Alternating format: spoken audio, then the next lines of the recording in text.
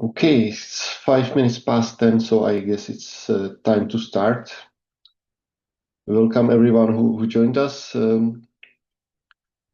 My task today is to show you how to publish spatial data on the hub, and how to create map compositions, or how to compose maps if you want to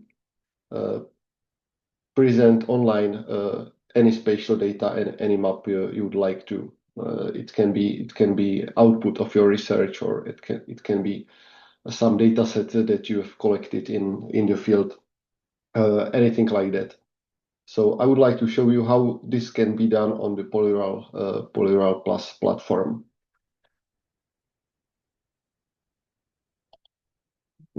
I suppose everyone who watches this knows what it is. This is the Polyral Plus web portal, and the whole portal is built on the platform I'm going to talk about. This platform is called Hub for Everybody, and is used amongst plenty of projects and plenty of web solutions. First of all, this platform can be used to build websites. So the biggest part of it is some content management system, which allows you to simply build websites, web pages. So you can create blogs, news, anything you would expect from a website. But on the background, there is a big portion of tools that allows you to, as I said, work with spatial data. So there is the whole workflow set of tools that allows you to take your spatial data and transform them into interactive maps, which you can then present online as the part of the website. You might not know that a part of the Polyral Plus website is something we call a data catalog, or a layman catalog. Why layman, I'll explain later. This catalog is basically a storage, and that's the storage for spatial data and for maps. Because as you can also see here, we are distinguishing between those two. So layers, basically, single data set is a layer. So we can have a map of camping sites. So that will be one data set, one layer, or it can be map composition. So collection of several layers, several data sets composed into one map with some styling, with some symbology.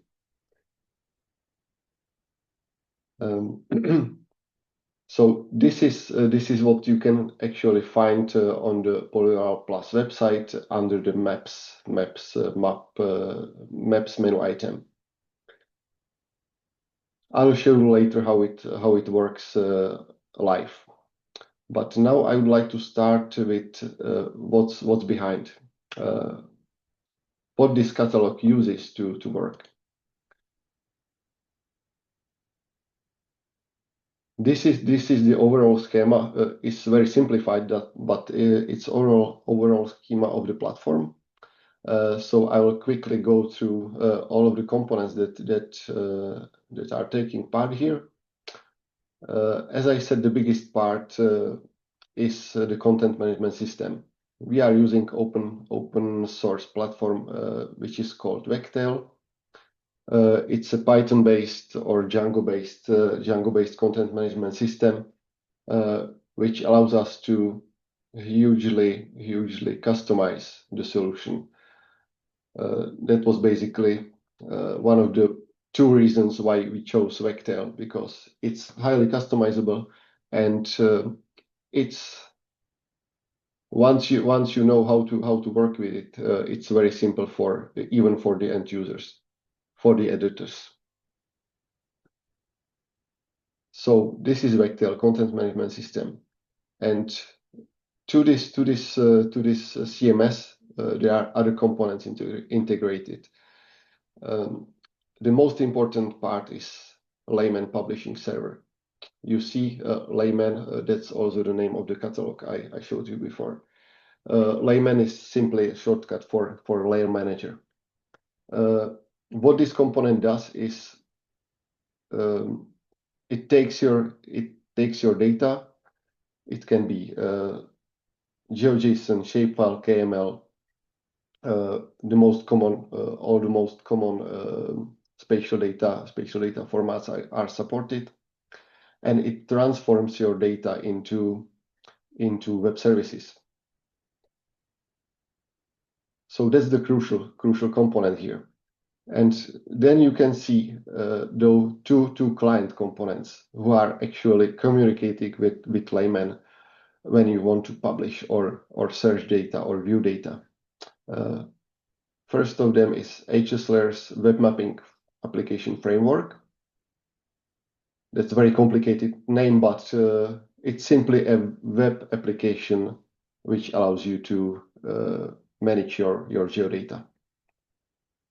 And on the other side is a desktop client application. So you have web application or desktop application, and both of them allows you to do the same actually. It depends on your preferences or on the complexity of the data or the maps you would like to create, because naturally desktop allows you to do a bit more than web application. But even the web application is very powerful.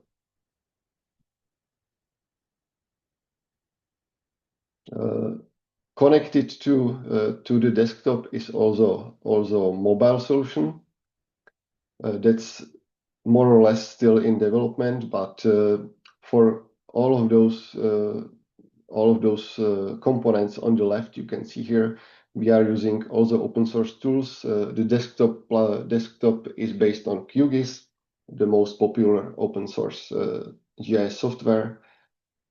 And we are developing our own plugin to it. And for the mobile solution, there is QField and QField Cloud.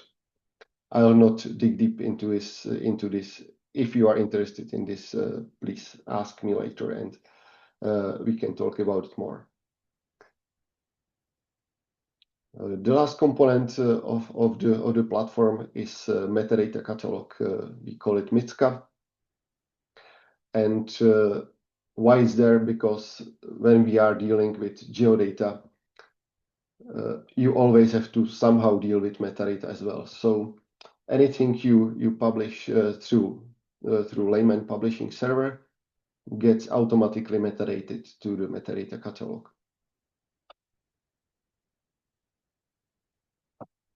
I would like to now quickly go through the whole workflow so you have some idea what the platform actually does. So as I said before, the first step is that you have some data. If you are working with geodata, you probably know what shapefile is, GeoJSON, the open source format for geodata. It can be raster data, so you can have, for example, satellite imagery. You can have time series of data.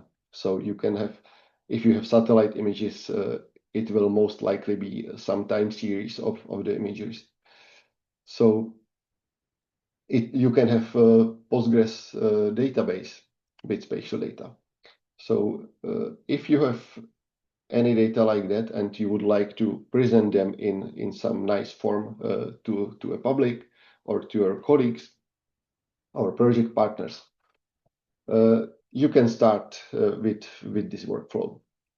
So you have those data, and as I said before, you can use either HSLair's NG web client or QGIS desktop client to take those data and transform them into map services. And not just some map services, we are using the standardized standardized web mapping services by OGC. So WMS, WFS is of course supported. Or if you are publishing a time series, of course you can create also service with dimensions, so with time dimension in this case.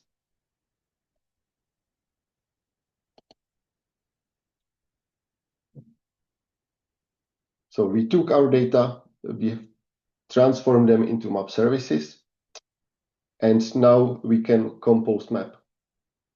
So we can take services with our own data. We can combine them with any other sources, with any other services that are published, for example, by local authorities or by the states, by any organization who is providing web mapping services. It can be not just OGC services, it can be ArcGIS or any other common formats. And you take all those sources and put them into one thematic map. At this point, you have just some description on the server in the catalog. For you to be able to present it, you need to create some online presentation. And that's when the CMS, the content management system, comes into play, because you can simply take your map, create a website, and include the map as part of the web page, anywhere in the layout of the web page.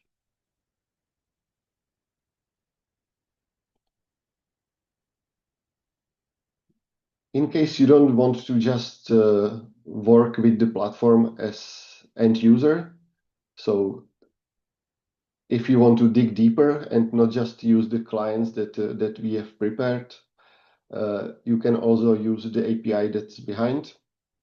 As I said, the main component is called Layman, and it has comprehensive REST API, which allows you to do everything I just said before. So it allows you to publish dataset, create a map. It allows you to search in the catalog, etc. I'll later show you live how it works, this API. But now I think it's time to switch to a live demonstration, because that's always the best for you to understand what's going on. So let me switch to the actual website of Polyral Plus. So as I said, it's on the first site. It's just a web portal with some content, with news, with some sections about the project, information about open calls, etc. But the most important part for this webinar is the maps. If I open it, that's the live Layman catalog here, and you can see in the content here all the already published content, all the data sets and maps that are already available in the catalog. You can see that you can switch between layers and maps here, and search in both parts of the catalog. And if you would like to see anything in the map, you can simply say view, and interactive map gets opened with the map here. In the map, you have few basic tools for you to work with the map. Of course, there is Layman Manager, a layer manager, so you can turn on and off all the layers. There's a legend, of course. You can identify in the map to see what features are in the map, or what the value of the raster in this case is. You can use printing. You can, for example, switch the map into two So if I leave just one layer here, you can have two different layers in the right and left, and you can compare those two layers. That's particularly interesting when you are dealing, for example, with vegetation indices. And as I said, when you, for example, have satellite imagery and you calculate vegetation indices, so you can go to the map and simply compare what's in the index and what's on the field, etc. So let me go back to the catalog. So that's basically it. Yeah? If you want to just browse through the catalog and see what's there available, you can go through it and click view, and you are in the map. What I would like to show you is how to get a new item, new dataset, new map here to the catalog. How to do that? So you can either go here to the first. You have to go to the maps, and you can see that the first card here in the set is create your own map. So we will do that. Click on create map, and now you see that I have the same map as before, but it's empty. It's just with one base map. And what I'm gonna do now is I'm gonna compose a map.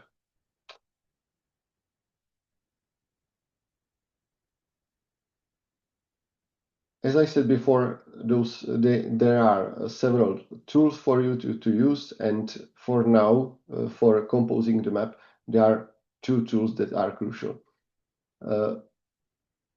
One is map compositions. If you click on it, you simply get the content of the catalog we saw before. So that's the same list of maps that are available here, and you can again click on it and open in the map. So that's alternative to the catalog. I will reset the map. So let's get back to the empty map. But as I said, I would like to compose a new map. So if I click on add external data, I have basically three options how to add anything into the map. I can either again browse through the catalog of layers or datasets and add anything from the existing layers to the map. For example, I have a raster data set of Czech Bavaria innovation potential here. So I simply click on it, and now I have the layer added into my map. So that's one way how to add data to the map. The second way is to connect some external service. So as I said, you can compose the map composition not with just your data, but with any external data sets, external data services. So if you have from some provider any map service in any of those formats, you can simply connect it to the map. For now, I will use ArcGIS commercial platform. Here you will insert the URL of the service and connect it to the map. You can rename it to anything you like,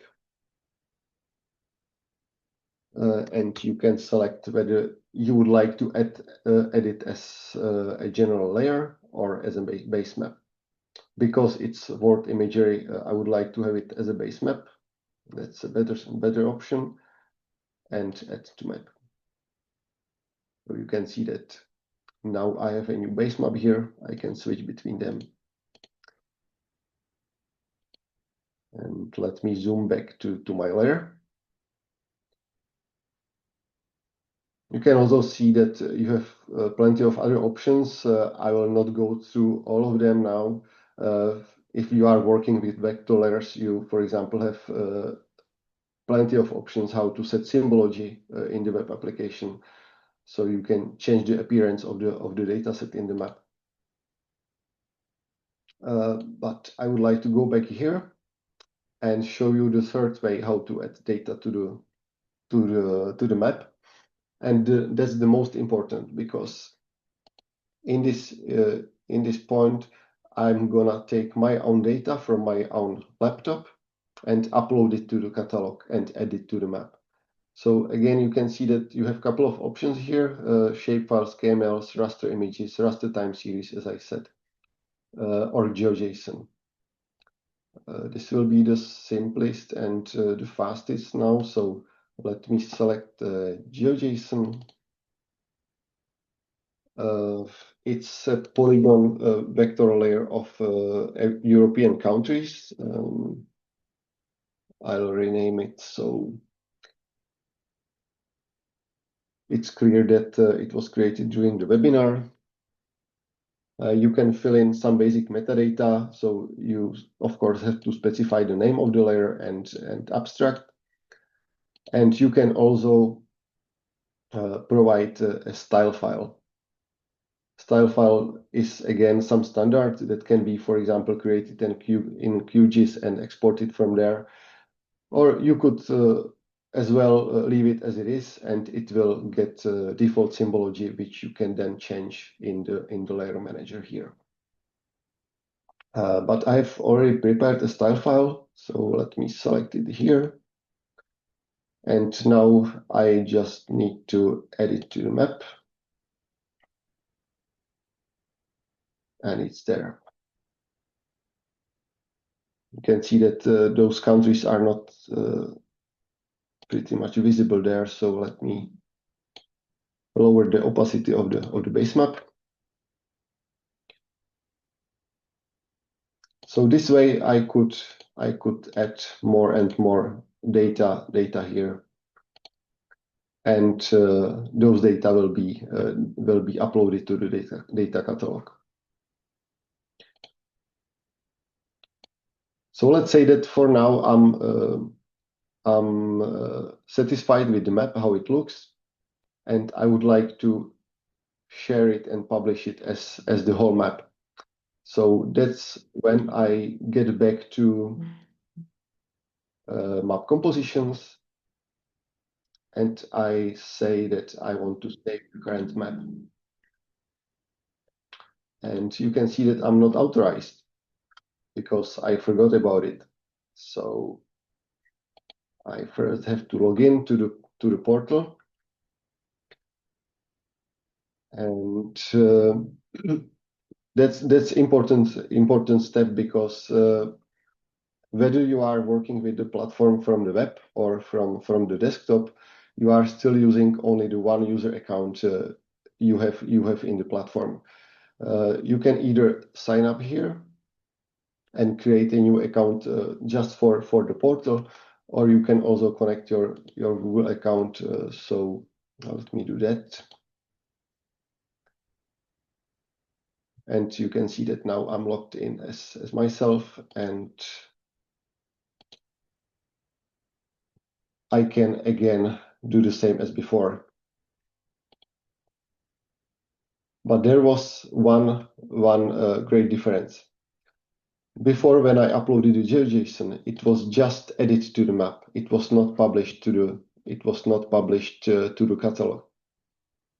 If I do it again now, you can see that I have more options here, and that's because I'm authorized now to publish data to the catalog. So you can see that I have even the option whether to save it to catalog or no. And once you do that, you can also set permissions for the data set when it's published. So you can say that it will be private, so it means that it will be available just for you, or it will be public, so it means it will be for everyone who comes to the web and will be able to access the map for read access, but only you will be able to edit it. or you can select users or rows which you will grant the permissions to do so. So let's do it one more time. Edit to the map. And now it's not just edit to the map, but it's also uploaded to the catalog. So if I go back here, you can see that I have this data set here as well. So let's save this map as it is. Save current map. And now the map. I will again have to fill in some basic metadata for the map, and thumbnail will be generated for the map. And again, the same for the map compositions as it was for the single layers. You have to specify the permissions for the map. And you can also select, if I have multiple layers here, you can select which layers will be included in the map. I'll leave it as it is and click Save. And if I go back to the catalog and search for webinar, you can see that I already have this webinar map in the catalog. And you should also be able to see it when you go to polyvalplus.eu and go to maps. You will also find it there. You can see that the thumbnail is not yet here because it takes a few seconds to be generated, so it will appear here later. If I switch to layers, I think there should be countries web. Yeah, that's my layer I have published before. So what I've done here is I took my own data, I published it as a map layer, and I combined them with other sources to create a map composition. And all of that is stored in the layman catalog for other users to access. But what if I would like to create a nice web page with a map, with interactive map, but with some other descriptions, so or charts or images, which will give more context to the map. So the map can present data from some research, but some more description or explanations could be useful, not just the map, but along the map. So I can simply create a new page. Let me do it this way, and say that I would like to create a new web page.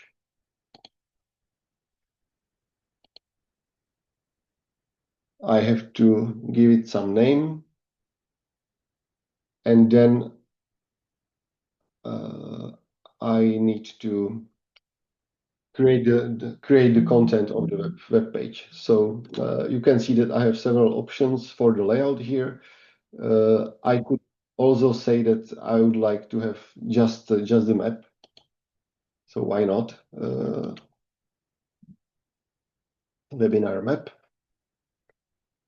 So for now, I just inserted a map widget into the page.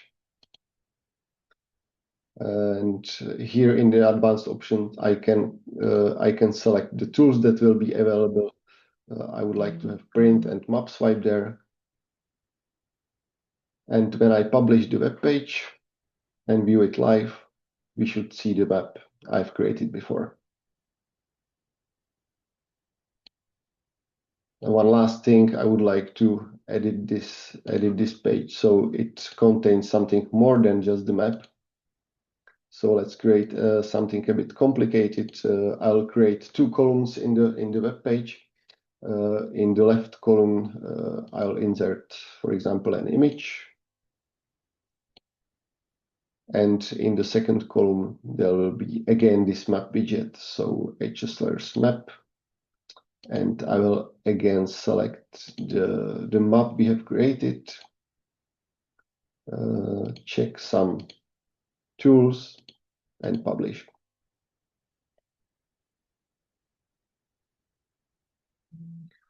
And you can see now that I have this nice looking web page with some content and with the interactive map.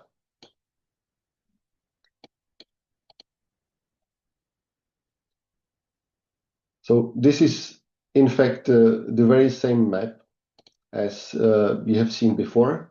It's the very same map component that we have used to create the map composition, but you can create a new instance of the map and insert it anywhere in the web content. In the last part of the webinar, I would like to also show you how it works on the desktop. So I will switch to QGIS, and in the plugins menu in QGIS, you have the option to install plugins. As I probably said, our plugin is called Layman. So again, this layer manager. And when you install this plugin, you will get this new toolbar in QGIS, which allows you to do everything we just did on the web, in the web application, but now you can do it in QGIS. So when you log in, I'm already logged in here, but when you open it for the first time, you have those disabled, and you have to first log in. You can see that I'm already logged in to polygonalplus.eu. And as I said, you will use the very same user account as we used on the web. Here in QGIS, you can compose any map project you would like. I used here borders of Czech Republic and borders of national park in West Bohemia in Czech Republic, and that should be again GeoJSON. It can be shapefile as well, but it's important to say here that you also have here. I messed with it, so let's log in again.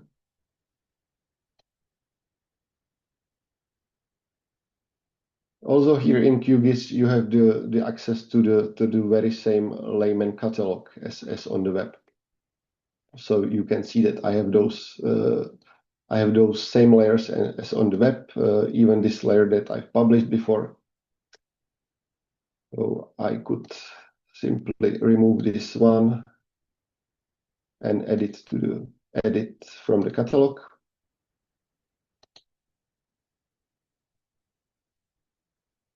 Of course, you can add any data sources you would like, anything which QGIS allows you to do. You can connect here. You can connect a database table as well, and create any map project you like.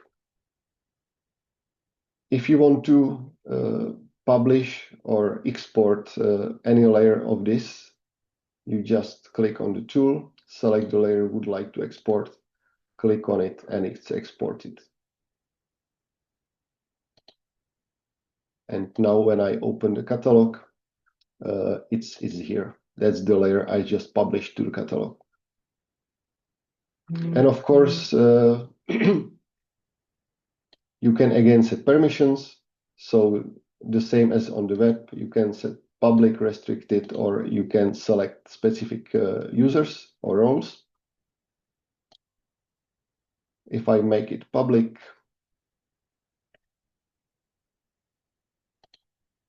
and now we'll go back to the web.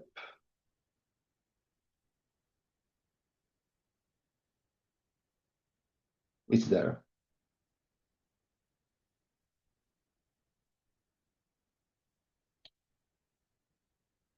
Of course, you also have the access to the map composition catalog.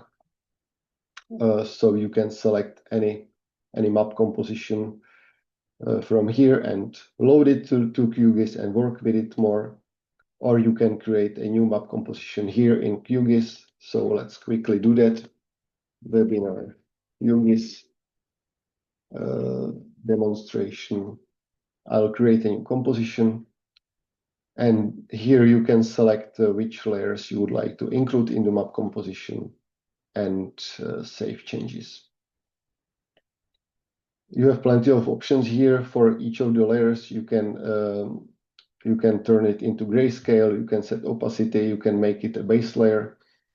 And of course, you can again set permissions for the whole map.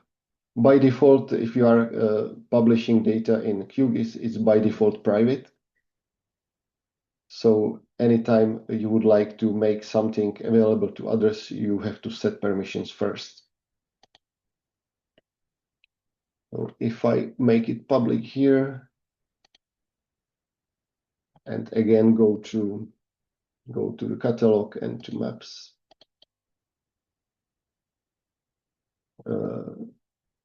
the new map is there, published from QGIS now. And of course, you could again create a web page and include this composition, etc. Okay, I guess that was the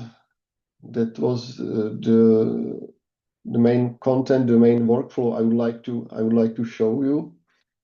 And now I'd like to turn back to you if you have any questions to what you've seen here,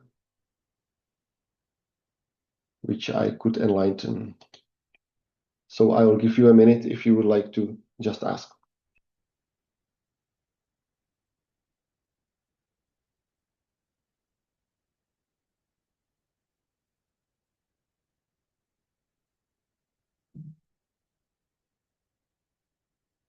Okay, I guess everything was clear. No one wants to ask anything.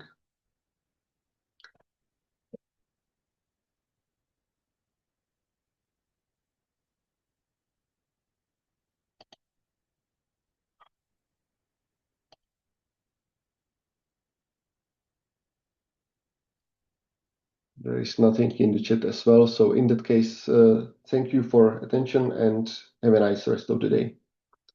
Thank you. Thank Bye. you. Bye. Thank you.